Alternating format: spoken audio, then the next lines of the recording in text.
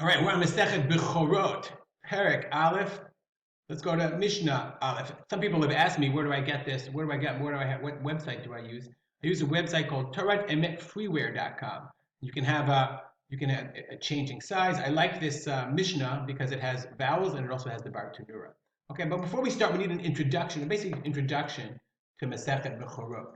So in order to understand Masechet Bechorot, I'm just going to sort of mirror you what the Kahati says. So first of all, what is a Bechor? A Bechor is a male Zachar Nolad Rishon, a firstborn male.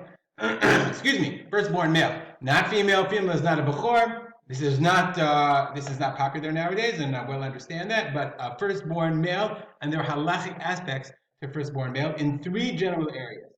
First one, and by the way, most of this I'm getting from the introduction to Kahati. Great introduction. You can read it in English if you like. First one is a Bechor Adam, a male Bechor. Okay, human Bechor, human firstborn male. So the human firstborn male, there are two types. One is mitzad ha'av, from the father's side, and that's what's called the Bechor the Yerusha, Bechor for inheritance. Bechor, the firstborn male, okay, latet lo pishnayim. This is from during Kapal. We're not going to focus on this right now. Bechor ben asnuar, whether it's hated or not hated, latet lo pishnayim. The Torah says that the firstborn male gets double. Okay, that's first kind of human Bechor, but then there's also a Bechor mitzad ha'em. Okay, should have done that. From the mother's side, meaning the firstborn male of a mother. It's her firstborn from her womb. Okay? V'avarta kol peter rechem, the first of the womb goes to God. V'chol bechor adam bevanecha tifteh. All human beings of your children you should redeem. And that's what we call pidyon haben. Right? The firstborn child from a mother who's never had any other children before, that's a pidyon haben. Okay, we're going to leave that aside. The Mishnah is going to come to that later. The second kind of Bechor is Bechor Behemah. Bechor Behemah, the firstborn male of an animal, a kosher animal. So those are two types. There are two types. Well, there's one type, but two ramifications. One, if it's a tatam, meaning it has not become blemished, so then it's offered on the Mizbeach, and the Kohanim get to eat its meat. The Torah says explicitly in Devarim Tedvav, your firstborn male in your sheep and cattle. Okay? You should sanctify it to God, shouldn't work it. You have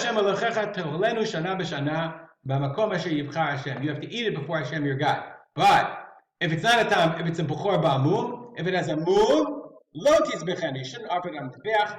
Rather, bisharecha tochlenu, hatamei ba'ator yachtav, you have to eat it bisharecha. So what happens to the Bechor Ba'almum? The Bechor Ba'almum is what's called Mamon Shel Kohen. You have to give it to the Kohen. And it's not Kadosh. It's not like Truma or Korbanot that have Kedusha. Rather, it's the Ba'almum, it's the Bechor Ba'almum, let's write it in so we don't forget it. Mamon Shel HaKohen. You give it to the Kohen and he can eat it anywhere he wants.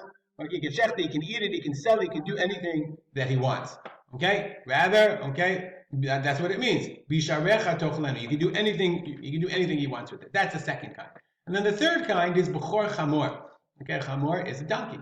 So the Bechor B'Chamor, the Torah says explicitly, Bechor Peter Chamor Tifteh B'Seh. You have to, any firstborn Chamor, now the Chamor is not a kosher animal, but nonetheless it's a donkey, it has to be redeemed with a seh, with a sheep, okay, and the Im Lo Tifteh, and if you don't redeem it, V'arafto, then you have to kill it. Okay, so you have to redeem it with a sheep.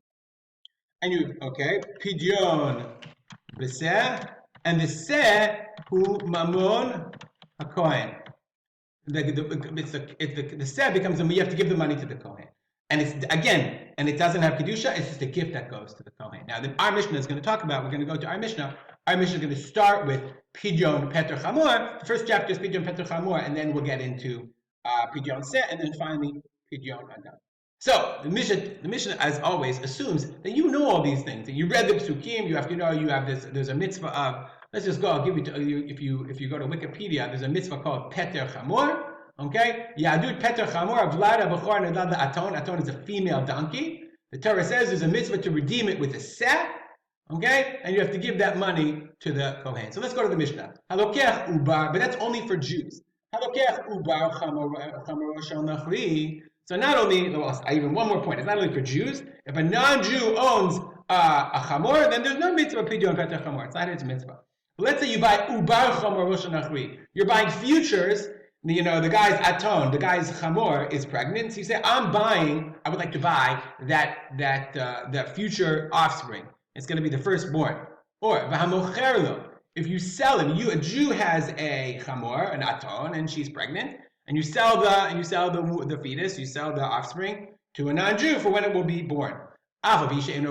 Even though you're not permitted. Why are you not permitted? Because you can't sell. There was a Isur D'Rabbanan of selling, a rabbinic Isur to sell behema gasa, large animals. The nation Chazal were afraid he would do malacha on Shabbat.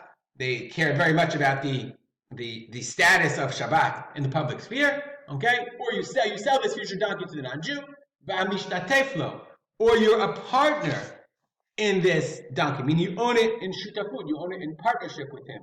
Okay, even if so, afilu chelek anachim misuyam yanu, the non-Jew owns a certain part, like yado or regular. He owns the back leg. The idea is, kol zman she'im yachtoch mimenu oto ever hisher habehema ba'alat mum.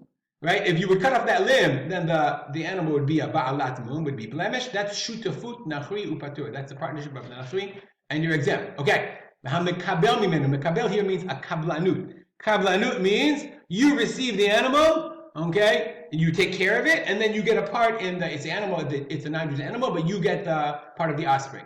Or the other way around. It's sort of like sharecropping. It's kind of sharecropping deal. You give your donkey to the non-Jew, and he gets part of the offspring because he takes care of it and he feeds it, etc., etc. So he gets some of the offspring. In all those cases, patur mina bechorah, you're exempt from pidyon peter chamor. Shneimar, as it says, b'Yisrael, avalo be'achirim. Let's look at that pasuk for a second. Vayikapar Gimel. Okay, remember that at the end we're going to see in the next Mishnah, in the coming Mishnah. In this Mishnah, that Hakadosh Baruch Hu, when the Jews were in the desert, he switched all the Leviim, all the Bechorim from the Leviim. I mean, ideally that the Bechorim were supposed to serve in the Mishkan, but we messed that up at Har Sinai, so there was a switch. I took the Leviim from the Jewish people. Instead of every Bechor, B'nei Yisrael, Vayu al Leviim, Kili kol Bechor, because I took all the Bechor, B'yom HaKoti B'chol Bechor V'etz Mitzrayim, when I smote all the Bechor in Egypt, right, the first of Makat Bechorot, Hidashti kol Bechor B'Yisrael.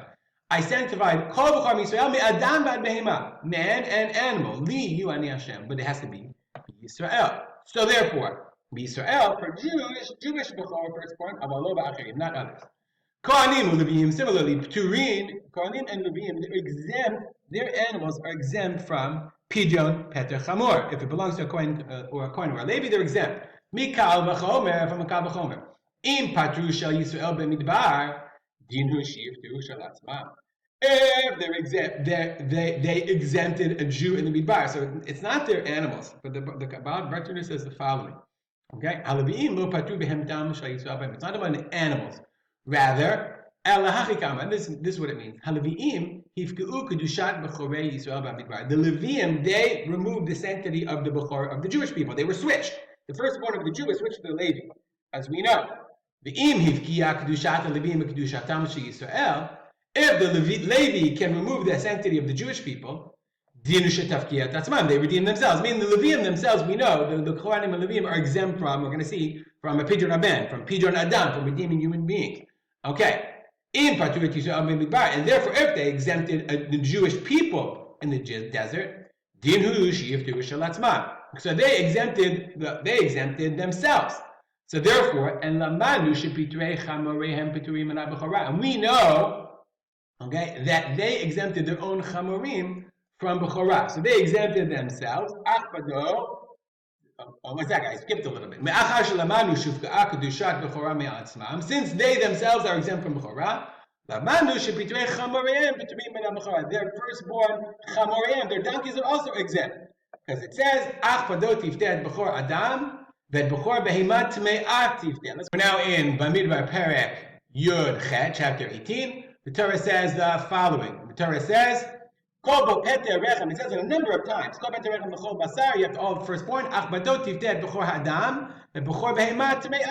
there's a connection between Bechor Adam and Behema Teme'ah. The only non-kosher animal that has to be redeemed is, of course, the donkey.